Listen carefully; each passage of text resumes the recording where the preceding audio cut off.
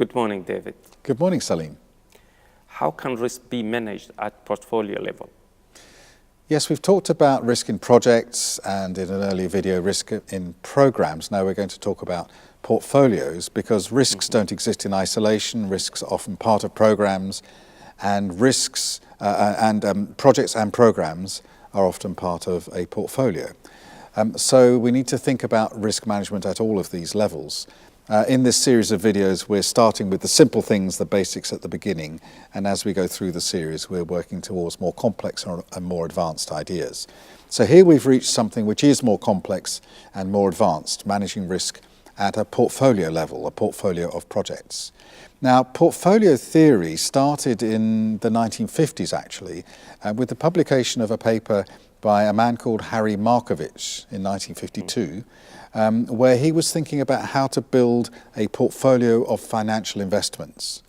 And what he wanted to do was to understand how you could have a mix of investments where some of them were low risk, of course low risk also means low return, and some of them were high risk with high return.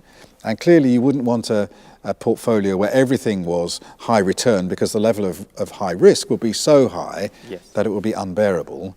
And you don't want a portfolio where everything is low risk but then low return. You don't make any return. So he developed a theory which he called risk efficiency, which is balancing risk and reward. So we're saying if the risk is low, that's a good thing, but then the level of reward is low, and there's a minimum level of reward which we must make, otherwise it's not worth making the investment. So you have a bottom boundary on the reward side, which has the good thing that risk is low, but it's not good because we're not getting enough reward. And then obviously we want to have more reward, but the more reward you have, the more risk you have to take. So there's an upper level of risk where beyond this risk exposure, it's unacceptable. We're taking too much risk.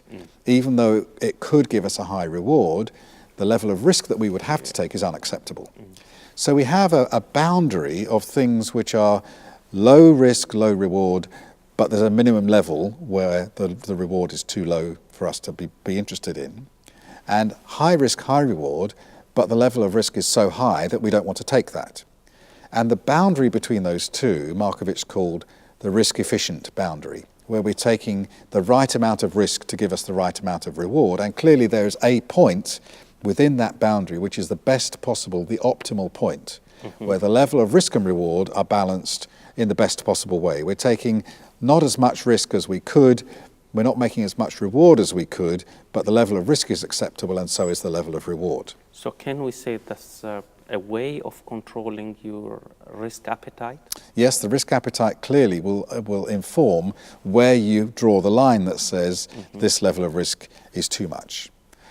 So that's how Markovits developed his financial risk portfolio theory, risk efficiency, and it was called the modern portfolio theory. Yes. Now, in the world of project programs and portfolios, we're beginning to think a little bit more about portfolio management. It's a fairly recent discipline, and people in the portfolio management world of projects are looking to Markovits and to the financial world to say, what can we learn from the way that financial portfolios are managed? Can that help us to manage portfolios of projects and programs? And this idea of Markovits of risk efficiency is being considered now in the world of project portfolios. It's fairly recent. We've only been thinking about this for maybe the last 5 or 6 years. And so the idea of risk efficiency in a project portfolio context is not very widespread. Some organizations implement it. In a lot of organizations, industries and countries, it's not considered. But it's becoming an idea which is more widely understood. So the idea is that within my project portfolio, or a portfolio consists of projects and some programs and some operations and business as usual. Within my project portfolio, I want a balance of risk exposures.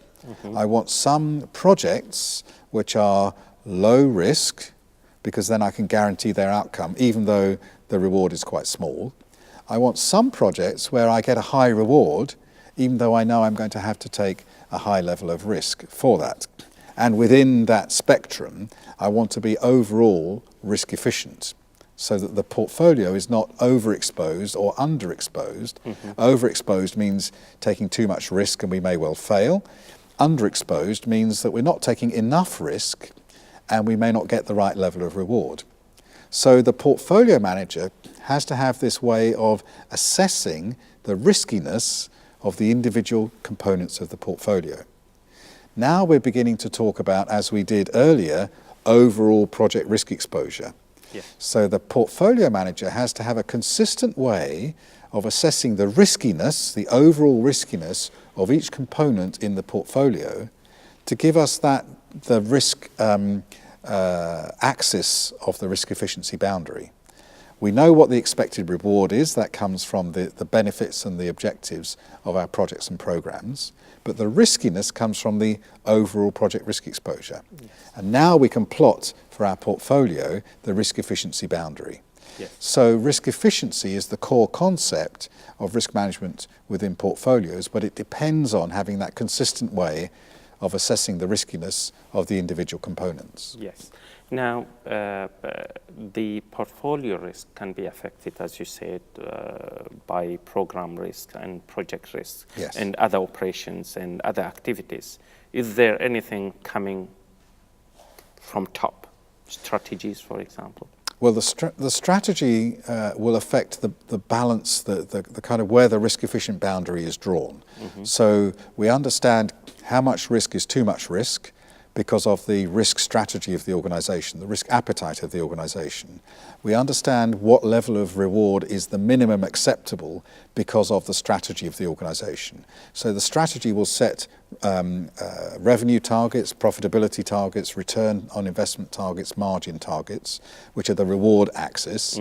And the organization strategy also sets the risk appetite, which is the risk, the boundary on the too much risk axis. So where those points are on the boundary are informed by the overall organizational strategy. So that comes down from above, and if that changes, then the whole basis of the risk efficient boundary in the portfolio will change, and then that will have a ripple effect into the elements of the portfolio. And then portfolio risk management is making decisions about which components of the portfolio are included or excluded. Now, you obviously don't do that on a daily basis or a weekly or monthly basis. You can't constantly be saying, actually, we won't do this project anymore and we'll add this one in, because the life cycle of projects and programs is much longer than every day or every month. So we only rebalance the portfolio maybe once every year or once every 2 years. It's not a frequent activity. The portfolio risk management happens much less often, Yes. but it's a key component of understanding the health of your portfolio to be able to assess the overall riskiness of the components and put that within this risk efficiency plot of risk and reward. Let us hope that this will be very interesting, and many benefits will come from learning from what happens in the finance, and which will help in portfolio and risk related to programs and projects. Yes, it's certainly an area that's developing. Yes. And you know, the exciting thing, the interesting thing about risk management is that we're always learning new things and having new application areas where maybe 5-10 years ago we didn't think about risk in these areas. Now we're realizing that risk management can contribute in a whole lot of different ways, and certainly portfolio management in the project world is one of those new areas. Well, let us wait and see. Thank you, David. Thank you.